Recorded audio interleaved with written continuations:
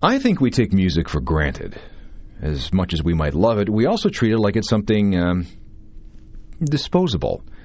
And I don't think we can be blamed for it entirely. I mean, there's just so much music out there. There's a never-ending supply. We hear a song, we evaluate it, sometimes in less than 3 seconds or something, and then we either accept or reject the song. And if we accept it, we'll listen to it only until something better comes along.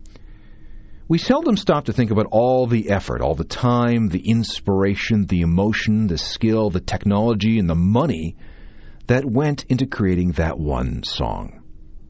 While music can be written and created anywhere, you need a recording studio to preserve it, to put it into a form which can be duplicated and then distributed to the world so we, the fans, can finally get to hear it.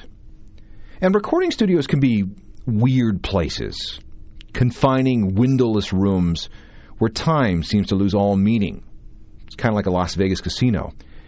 Yet the goal within a recording studio is to capture the energy of a live performance. So in other words, there's a lot that can happen between the time a songwriter feels that creative flash and when we finally get to hear the end result.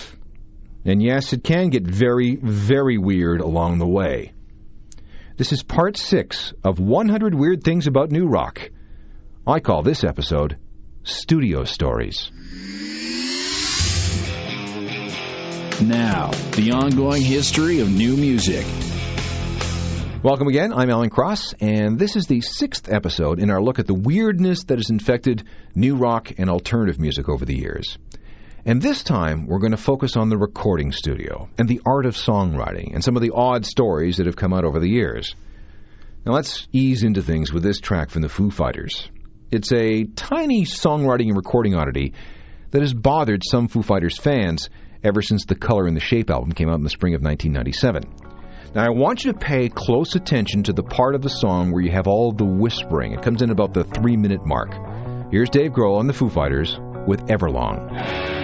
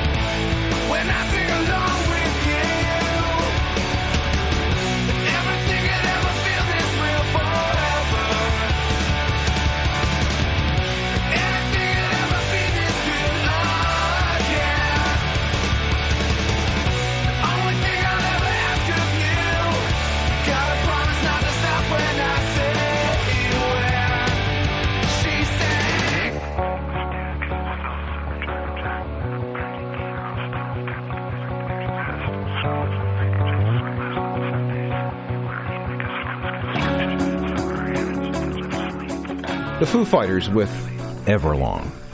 Okay. What is Dave Grohl whispering about? Is that some kind of hidden message? Well, sorry to disappoint you, but the answer is no. See, Dave wanted to create some creepy mystery for that part of the song, so he had producer Gil Norton record him whispering 3 different things. On the first pass through, he read from some kind of love letter. On the second pass, he's reading from a technical manual. And on the third, he reads a story that involves one of the technicians who was working in the studio that day. And they layered it all over top of each other. So don't feel bad if you can't decipher any of it. It's all mixed in such a way that it's impossible to make anything out. And you wouldn't want to anyway, because whatever Dave said is actually completely meaningless. It sounds cool, but it has no meaning whatsoever. Weird item number 2 has to do with the supposed origin of the Clash's punk anthem, Rock the Casbah.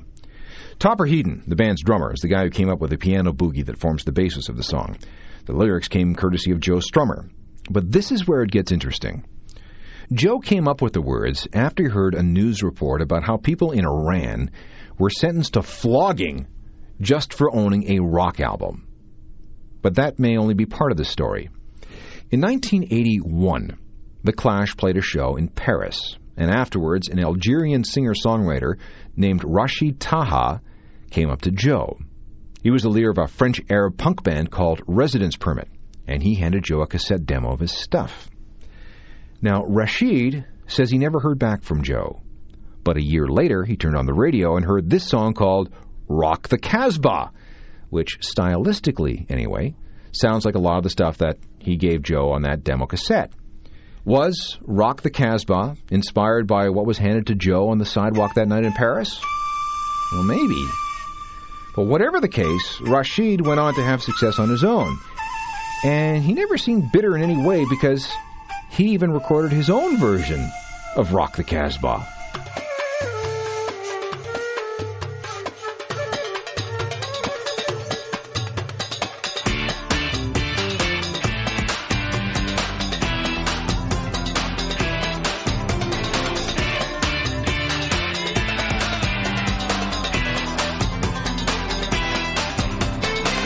قال البوكي مان من هذا الرقة بركلو واش هذا الفوضى بيضرب صحراء يسير الشيخ يسوق القضيات رعبت في السنتر فيل كان دبنا ولا حنش استنى في راس المال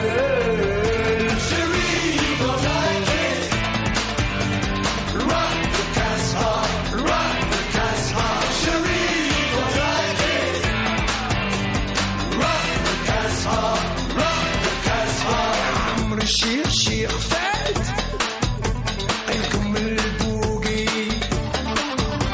ما ديروش الحول حزو تلفكم البدوية خرجوا صوت كيشافوا الشيخ وعد منهم بالقيطارة الآخر بالبندير يضرب من الحدود خرجوا من الحدود خرجوا من الحدود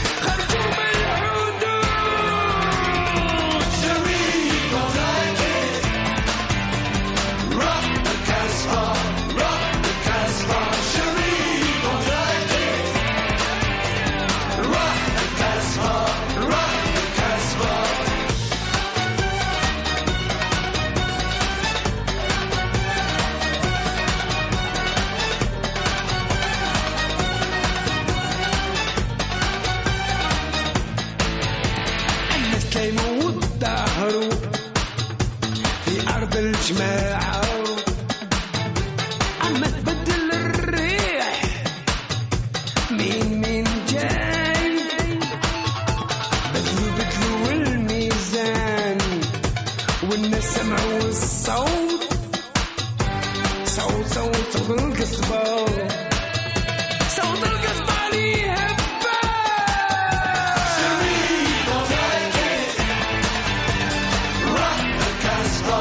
Rock the Casbah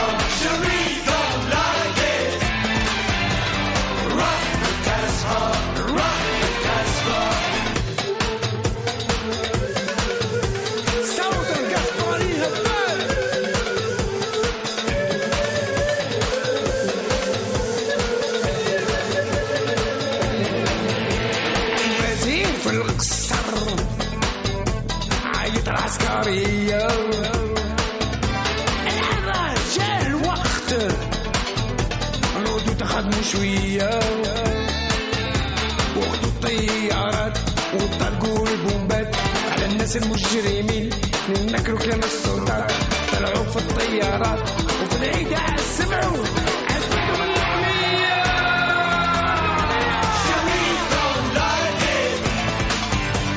Rock the Casbah, rock the Casbah, Cherie don't like it. Rock the Casbah, rock the Casbah, Cherie don't like it. Rock the Casbah, rock the Casbah, Cherie don't like it. Rock the Casbah, rock the Casbah, Cherie don't like it. Rock the Casbah, rock the Casbah, Cherie don't like it. Rock the Casbah, rock the Casbah. Rashid Taha, the Algerian singer who may have inspired The Clash to create Rock the Casbah. Weird item number 3 is probably the best excuse I've ever heard for not meeting a deadline. Now, writer's block can be a terrible, terrible thing. You have a deadline, and everybody expecting big, big things from you, yet you keep coming up dry. Creativity has abandoned you, and for an artist, this is the worst possible thing that can happen. Just ask Tom York of Radiohead. In 2005, he knew that everyone was relying on him to get things going because, after all, he's not only the group's front person, he's also the driving force behind most Radiohead songs. But in the spring of 2005, he was completely blocked. Nothing was coming. Why? Global warming. Tom admitted that he was having trouble writing anything because he was suffering from panic attacks prompted by his fears over global warming. Let me give you a quote from a BBC interview. This was something that was obsessing me and creating a writer's block. To get involved and get stuck in, get the proper information about what was going on, has really helped. To be presented with a sane solution to what seems like a problem that's insurmountable, purely selfishly, it's extremely useful. I can get on with my work now. Well, it obviously took a little while to get through everything because it took until October the 10th of 2007, more than 2 years later, before we saw a new Radiohead album. Extreme weather, the disappearance of the polar bears, and delays getting new Radiohead music. You can blame it all on global warming. I do not understand what it is. I don't know before the hole. Check for cold. Blink your eyes. Won't begin to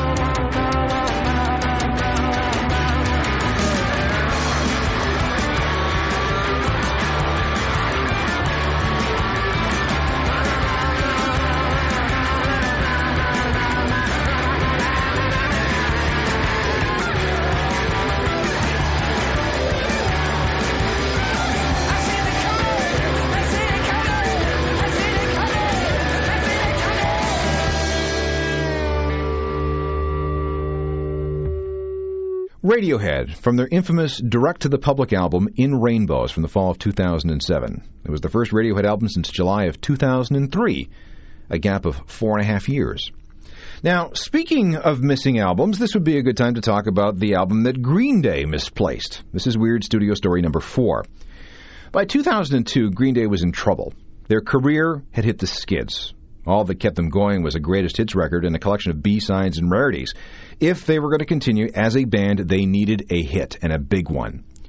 So they went into the studio and recorded an album that they were going to call Cigarettes and Valentines. Now, the story goes that the album was nearly finished when one day the master tapes just disappeared. They vanished, gone without a trace.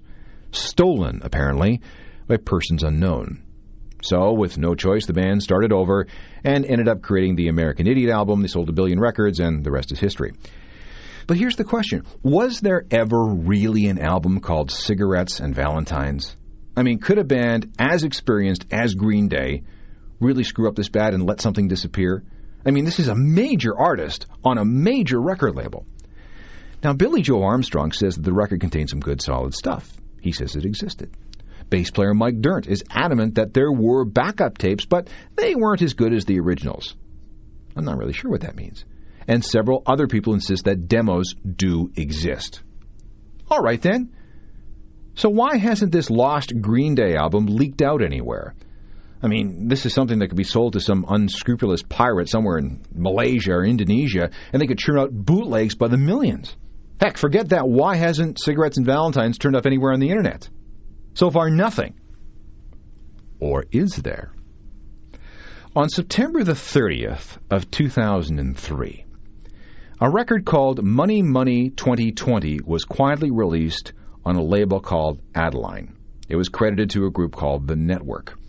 This group consisted of Fink, Van Gogh, and Captain Underpants, and they were joined by 2 others, Snoo and Z. Everyone wore disguises, so their identities were cloaked.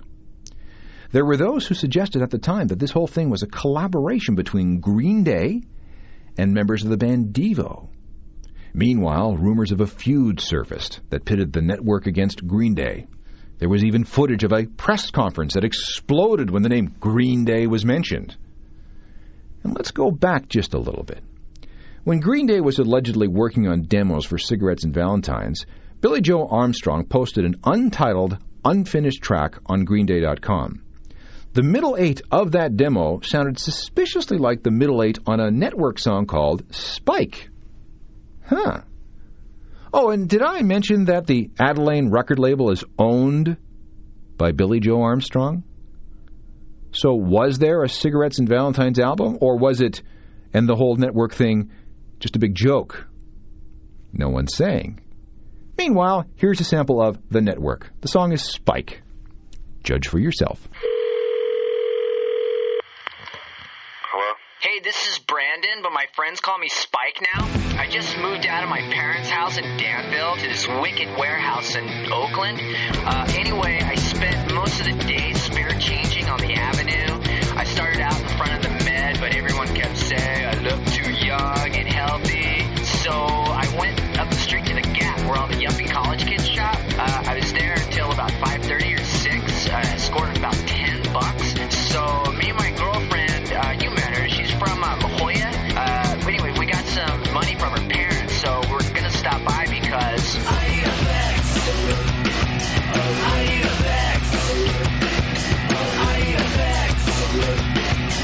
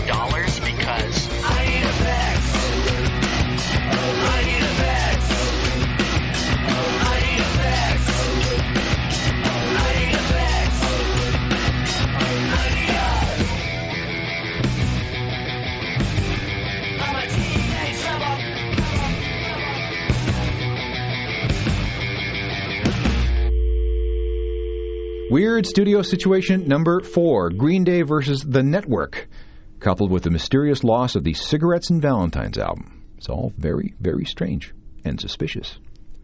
When we come back, 2 studio stories involving U2, and we'll set the record straight when it comes to a song that was almost deliberately erased. We'll get you the truth next.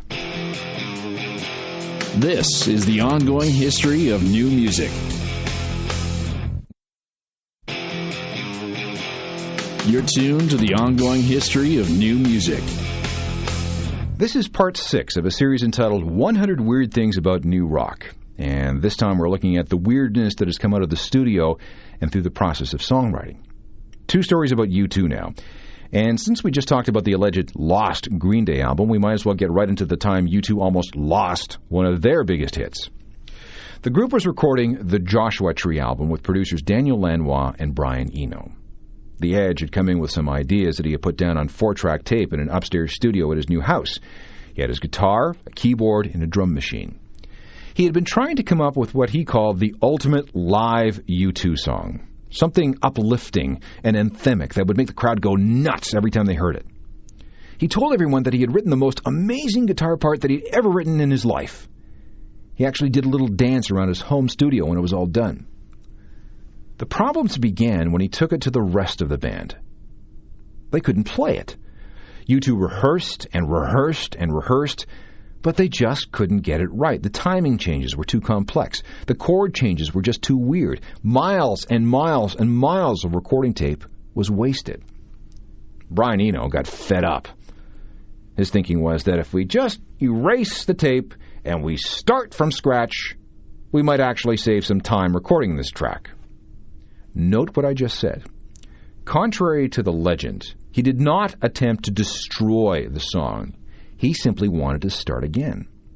But an engineer named Pat McCarthy, who was working with Eno in the studio that day, disagreed. And he actually protected the tape machine from Eno with his body. There was some physical restraint involved, which is how the legend began. Now, in the end, though, U2 continued to work on the track, and what we hear on the Joshua Tree is actually built on the foundation of 3 different basic takes. There's the intro, the first 2 verses, and the 3rd verse. This is a Frankenstein monster of a song. But even then, the song was too much for Eno and Lanois. So longtime U2 producer Steve Lillywhite was brought in to finish up the track, something that annoyed Eno a lot. But when it was complete, it was a stunner. In fact, they chose it to open the record. So what I want you to do is listen carefully to how the song unfolds. We began with the keyboard drone, and now the Edge's guitar comes in. And then over the next few seconds, notice how the 2 different timings meld into a stomping 4/4 beat. Here's the transition that gave U2 the most fits they've ever had in a recording studio.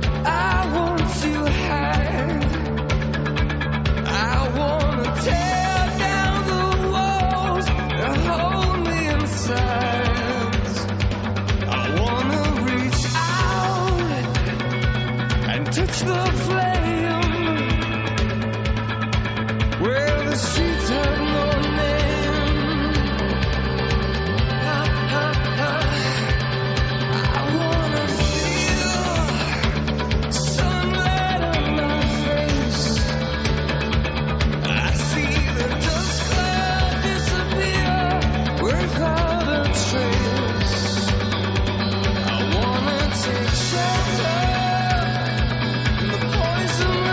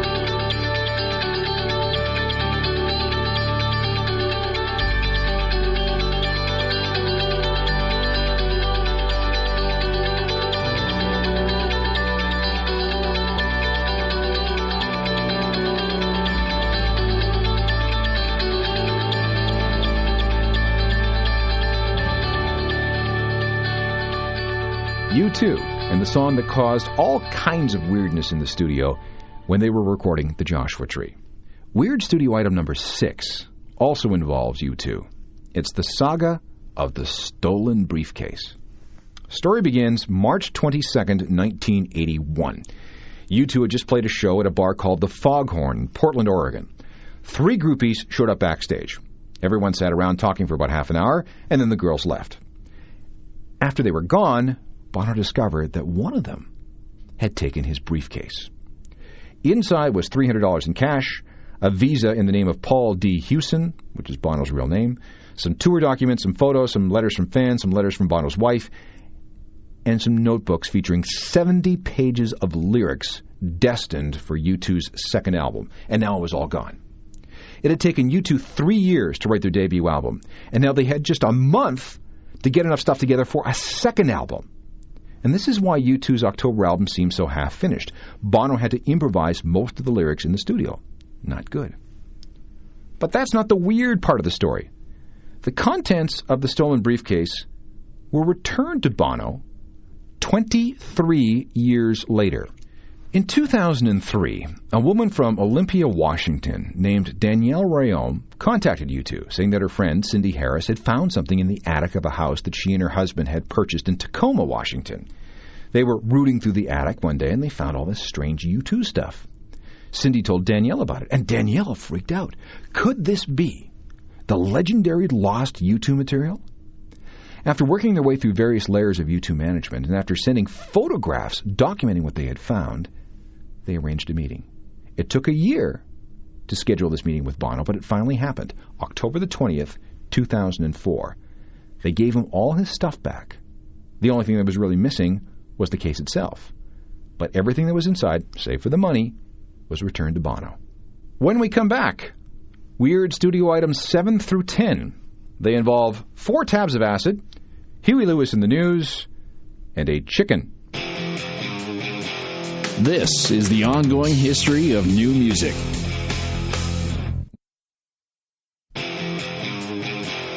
You're tuned to the ongoing history of new music. 4 more studio stories before we're done with this show. You may know that New Order's Blue Monday is the biggest selling 12-inch single in the history of the universe. It changed so much in alternative music in the 1980s. What you may not know is that the whole thing was an accident.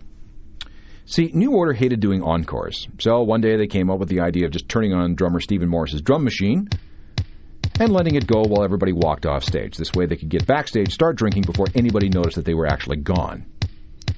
Then, to maybe fake up the audience a bit, they got a sequencer to trigger something on Gillian Gilbert's keyboards.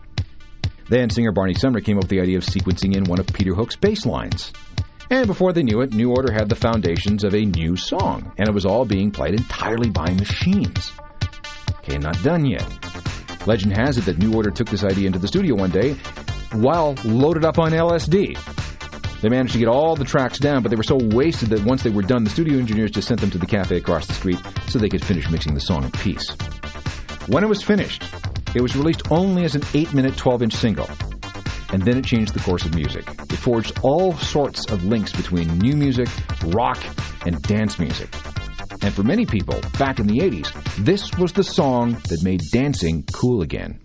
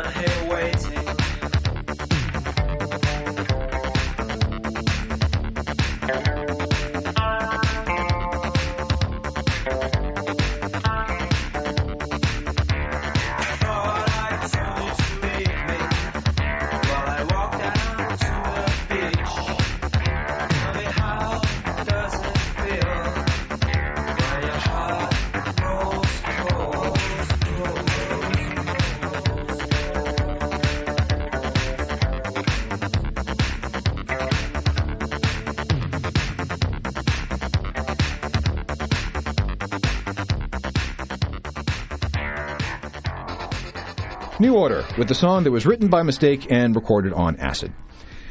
Let's move on to weird story number 8, which has to do with the time that Elvis Costello hired Huey Lewis and the News to be his punk rock backing band. And I'm dead serious about this. During the day, back in the day, Elvis was a computer operator for the Elizabeth Arden's cosmetic company. He had to pull data out of a gigantic room-filling IBM 360 mainframe all day. His specialty was printing invoices. Occasionally, he would take some sick time to record demos of the songs that he had been writing. And when he got a deal with a new indie label called Stiff, he needed a proper backing band. And here's where the story starts. A dirt-poor, straight-ahead mainstream American group called Clover had just arrived in England to seek their fame and fortune. However, they found themselves right in the middle of the British punk rock explosion. And no one, and I mean no one, wanted to hear them. All they wanted to do was earn enough money to buy some plane tickets so they could fly back home. Elvis heard about these guys, who were at the time living in a place called Headley Grange, and went to visit them. He told them that he needed a studio backing band and didn't really need a singer, so the band, Clover, told their singer to just go out and hang someplace while they rehearsed with Elvis. Then it was into the studio to record Elvis's debut record. Everything was done in 6 4-hour sessions. Clover was paid and then sent home. And that's when they reinvented themselves as Huey Lewis and the News. That vanished singer was Huey Lewis. They became one of the biggest-selling mainstream American rock bands of the 80s. So keep in mind as you're listening to this song that while the singer is Elvis Costello, the rest of the band went on to do songs like I Want a New Drug and The Heart of Rock and Roll. Now that your pictures in the paper being perfectly admired, you can have any one that you have ever desired. All you gotta tell me now is wow, wow, wow, wow. Welcome to the working week. Oh, I know it don't thrill you. I hope it don't kill you. Welcome to the working week. You gotta do it till you do it, so you better get to it. All of your family has to kill to survive, and they're still waiting for their big day to arrive. But if they do what I feel, they better be alive.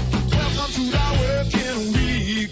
Oh, I know it don't thrill you. I hope it don't kill you. Welcome to the working week. You gotta do it till you do it, so you better get to it. I hear you saying that the shit is alright when you're only read about it in books. Spend all your money getting so convinced that you never even bothered to look. Sometimes I wonder if we're living in the same land. Why'd you wanna be my friend when I feel like the children running out of hands? Welcome to the working week. Oh, welcome to the working week.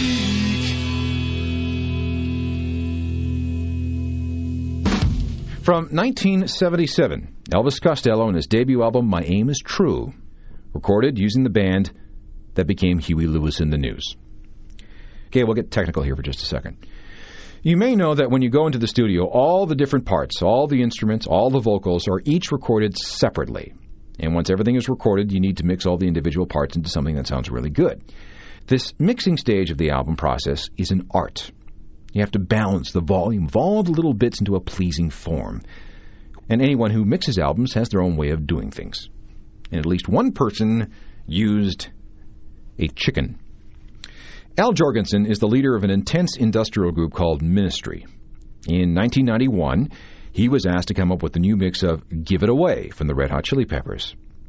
The story is that he brought a chicken into the studio and blew pot smoke in the chicken's face. So you got this woozy chicken. And then he let the chicken stagger all over the mixing console. Wherever the chicken pooped, Al made an adjustment to the mix. Now, could this story be true? So take a listen. Was this mixed with the help of a stoned, pooping chicken?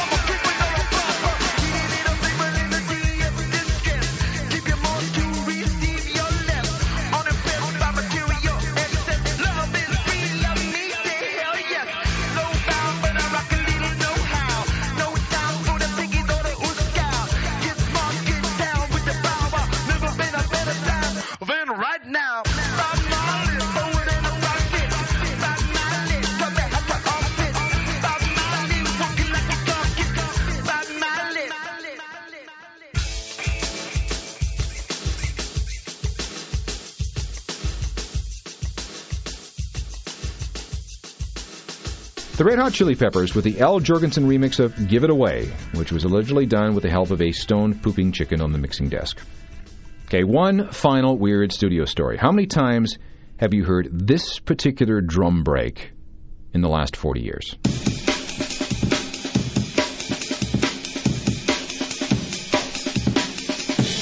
Okay, let's hear that again.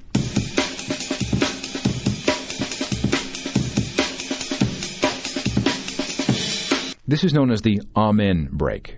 It comes from a song called Amen Brother, which was recorded by a funky soul band called the Winstons in 1969. If you're into that scene, Amen Brother was the B-side of a Grammy Award-winning single called Color Him Father. The drummer's name is G.C. Coleman. Let me play a bit more of the song so you can see what I mean.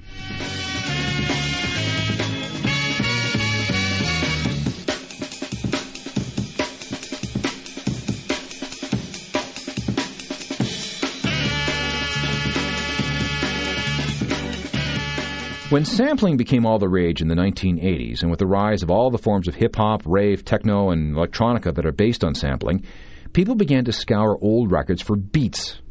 Someone somewhere found Amen Brother.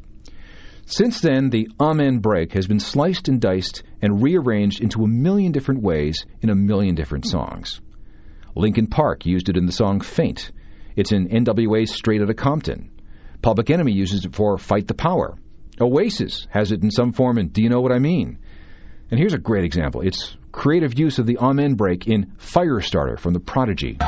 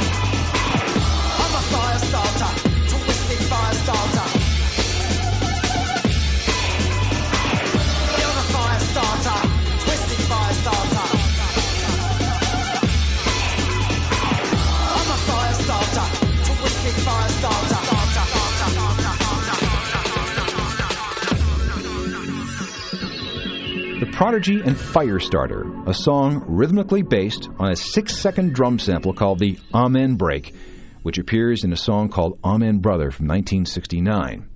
Now that you know what to listen for, you can probably think of maybe dozens of songs that feature that drum break. It's so common that it's pretty much ubiquitous in terms of popular music. But neither G.C. Coleman, the drummer, or the composer of the song, a dude named Richard L. Spencer, have received a single cent in royalties from anyone. Back with a look ahead to Part 7 of this series in just a sec. This is the ongoing history of new music. You're tuned to the ongoing history of new music. So there you have it, 10 weird stories from the recording studio. There are more, but this gives you a flavor of what can happen when you confine creative types into a windowless room for sometimes months at a stretch.